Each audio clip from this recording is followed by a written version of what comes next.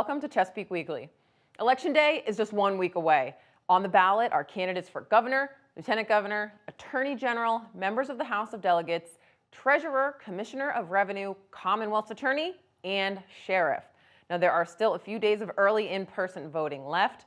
To vote early, go to any of 6 satellite locations, plus the Chesapeake Voter Registrar's office from 10 to 4 daily through October 30th. It doesn't matter where you live in Chesapeake, you can go to any satellite location to cast your ballot.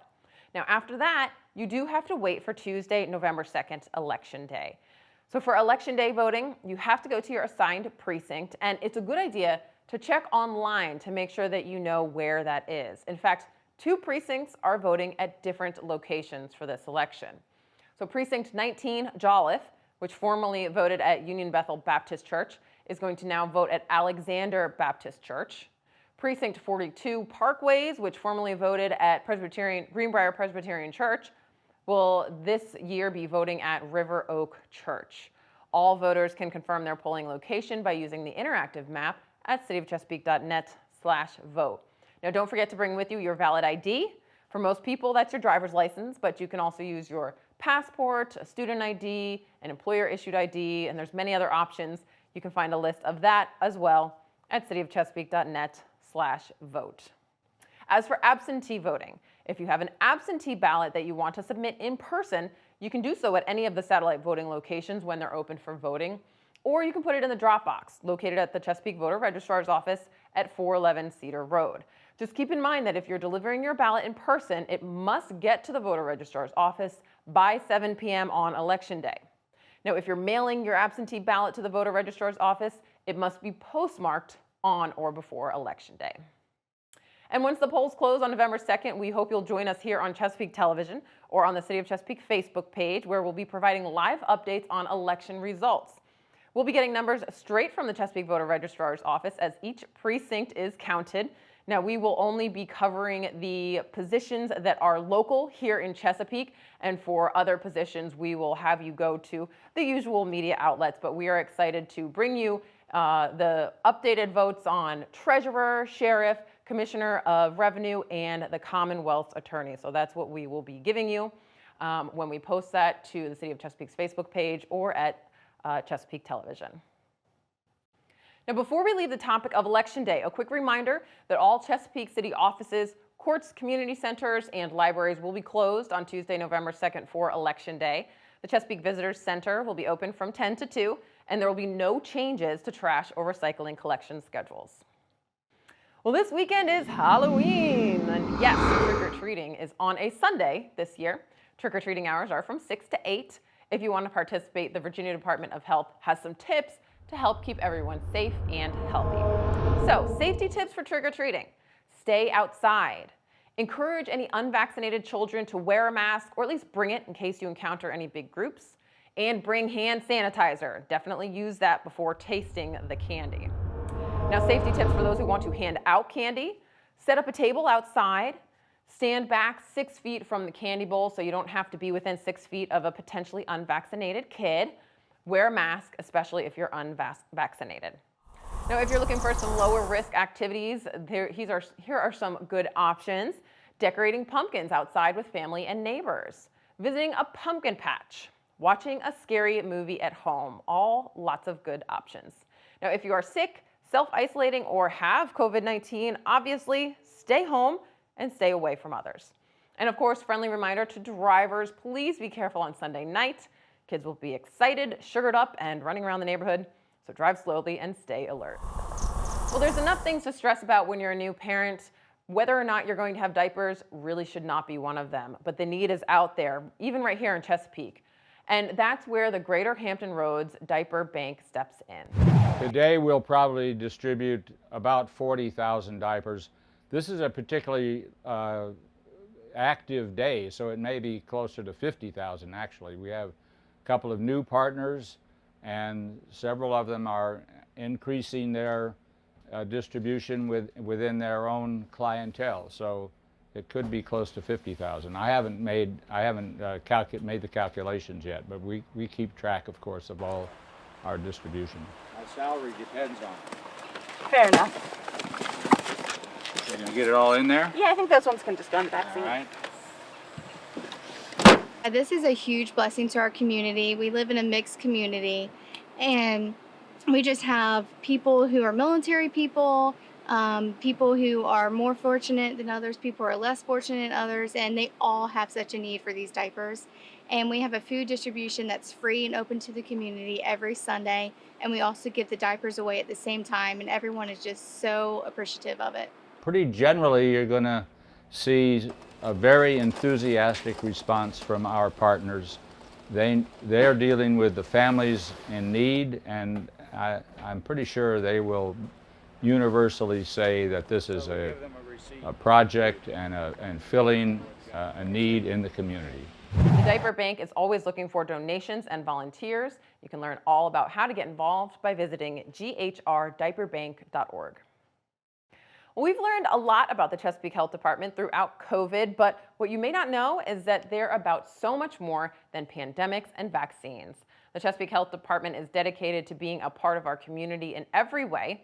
Part of that mission is supporting local nonprofits that do great things for our city. During October Domestic Violence Awareness Month, the Health Department is asking for help in supporting the HER shelter. We want to be seen as somebody you guys come to is to meet the needs of the community. So we're from Chesapeake, we were raised in Chesapeake, and we're here to help Chesapeake. And so domestic violence victims are a part of us. I know there's a lot of victims who actually work here, so that's a part of our story. So this was a very personal topic for the Chesapeake Health Department. The HER shelter helps women, children, and anyone actually in need dealing with domestic violence, sexual violence, human trafficking, even stalking as well. So the Chesapeake Health Department partnered with them to do a month-long donation drive. We're collecting like toiletry items and just necessary items that they need. So again, you can help the health department support the HER shelter by donating feminine hygiene products, toiletries, socks, cleaning supplies, and many other much needed items. Just bring them to the Chesapeake Health Department offices located right behind Chesapeake Regional Healthcare on Battlefield Boulevard. The drive runs through the end of October. Well, consider this your friendly reminder to check your toilets. If you've been getting higher than normal water bills, the culprit is likely a leak in your toilet. Here's Director of Public Utilities, David Juergens, with more. So the real main cause for water bills to go up, other than that normal usage, is water leaks. And typically, the most common water leak we see in our business is a leaking toilet. And there's two different types of leaking toilets. There's the almost completely invisible one, and that's where the flapper goes down, but it doesn't go down quite all the way, and there's just a little trickle of water coming out of the tank into the bowl. And then about every 5-6 minutes, the float will go down in the tank to where it causes the tank to fill up some more. And you'll hear water run for about 30 seconds, and then it'll stop. In my house, I'm the only person that has ever heard that happen. I've had it happen to 6 different toilets or multiple times to the same toilets in the last 5 years. Not a single other soul has ever heard it because I'm kind of in tune to the water business for some reason. So that's the invisible toilet leak, and that can run you $10, $15, $20 a day with that silent, because it happens every 5 minutes and it runs for 30 seconds every 5 minutes kind of deal. So that's the most common type of leak, and that one's invisible. The other type of leak is a little louder, and that's when the flapper gets stuck open and the toilet just runs full bore. A friend of mine had one of those in his house. His teenager was using the toilet, used it at night before he went to bed. It ran all night long. My friend discovered it in the morning. That was $100. One night running full bore, 8 gallons a minute, running for 10 hours, it can be a $100 addition to your water bill in one night of a toilet leaking. So don't let those things sit. Fix it. Fix it. Everybody, go check your toilets right now. Make sure they're working properly. Now, if you are concerned about your bill, think you have a leak, or just have some questions, call the Public Utilities Customer Service line at 382-6352 or email them at water@cityofchesapeake.net. Well, Chesapeake Public Libraries wants to help you preserve your precious memories in the digital world. Thanks to a grant from the Memory Lab Network, Chesapeake Public Libraries now have their very own Memory Lab. Here's a clip from a recent edition of Peak Life, where Library Director Amanda Jackson and Deputy Director Zach Elder talk all about it. The Memory Lab is a full immersive digitization experience where we can teach folks from the public, our library customers, to digitize precious photos, scrapbooks, video, and anything that is precious to them. And so we teach you to do it, and then you'll be able to come into the lab and digitize things, and all of this is for free. So when my mom sends me all of the boxes of middle school band performances on these VHS, so I can, I don't have to if I don't want to, because some of them are awful, but I can go to the memory lab anytime, or how does that work? We'll have appointments, and folks will make them on our events calendar on ChesapeakeLibrary.org, and they'll be able to come in for a 3-hour session to learn how to use the equipment and leave with something that they've digitized. And so not only will you be able to digitize things, but because you might want to cut down, 12 of those tapes into one 6-minute clip, you can edit those things as well. Oh, wow. Okay, so you can edit it. I am not good at any of that stuff. I'm not, that I am not tech savvy in any way.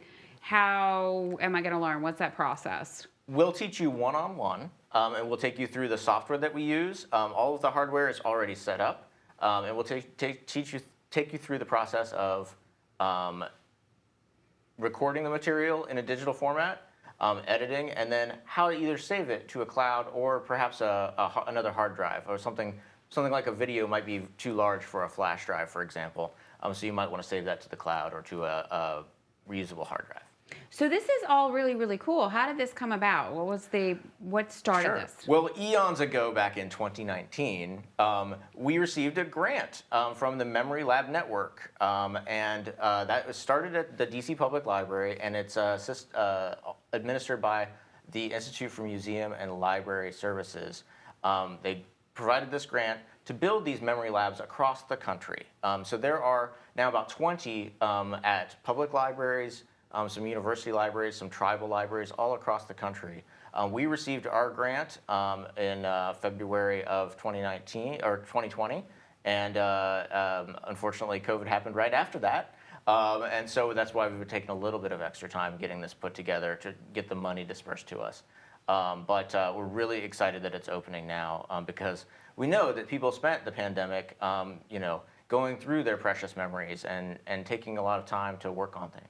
So if I was doing scrapbooking or something like that, this would be a good time. And it's not at all of our libraries though, right? It's at the Central Library. So you'll make an appointment on the event calendar for the Central Library at one of our assigned times. We have 4 per week right now at the moment. But once you get your training, we'll be able to open up the lab to you at other hours since you'll already be trained on the equipment. The beauty of this lab is that we're also going to have instruction throughout the months on different pieces of how to do things, and we're going to try to add additional formats as we go. And Zach brought up another use for the memory lab. For emergency purposes, it's really important to have backup copies of your critical documents, like insurance papers, birth certificates, mortgage documents, that kind of thing. But paper copies might not survive if you have a house fire or a major flood. Electronic copies stored securely on a cloud will. So just something to think about, and another possible use of the very cool memory lab at the library. You can watch the rest of that video at youtube.com/Chesapeake Television. And for more information on all things libraries, visit ChesapeakeLibrary.org. If you've lived in Chesapeake for any amount of time, you know that flooding is a real hazard, and that hazard is only growing. If this is a concern of yours, there's an upcoming public meeting that you may want to attend to learn more about the Virginia Coastal Resilience Master Plan. This plan is taking a look at flooding with the goal of aligning state efforts and assisting local governments in reducing flood risk through planning and implementing large-scale flood mitigation. But they need your input. The meeting will be held at Tidewater Community College on Cedar Road on October 28th from 5 to 7. Now you can also join via Zoom. We've posted a registration link and a link for more information on the city's homepage in the Spotlight section. The Chesapeake Forum is back for its 3rd installation after being canceled back in 2020 due to COVID. Ronan Tynan will be at the Chesapeake Conference Center on November 2nd at 7 p.m. Ronan Tynan is an Irish tenor, a recording artist, a physician, and a champion disabled athlete, a true Renaissance man. Enjoy this inspirational evening out by purchasing tickets at thechesapeakeforum.org. Now, the 2022 Chesapeake Forum lineup is being formulated right now, and series tickets are expected to be available as early as next month. We'll be sure to keep you updated when those are available. And finally, another reminder to start cleaning out that garage now, because Chesapeake Recycles Day is back on Saturday, November 6th from 9 to noon. Bring your old electronics, sensitive documents, and household hazardous waste for proper disposal. Goodwill, SIPSA, Shred It, and TFC Recycling are partnering with the City of Chesapeake to collect a wide variety of items, including electronics, clothing, household items, household hazardous waste, and sensitive documents. Learn more at cityofchesapeake.net/recyclesday. That's all we've got for you for this week. We'll leave you with a look at what's coming up this week for Parks, Recreation, and Tourism. Thank you so much for watching. We'll see you again next week.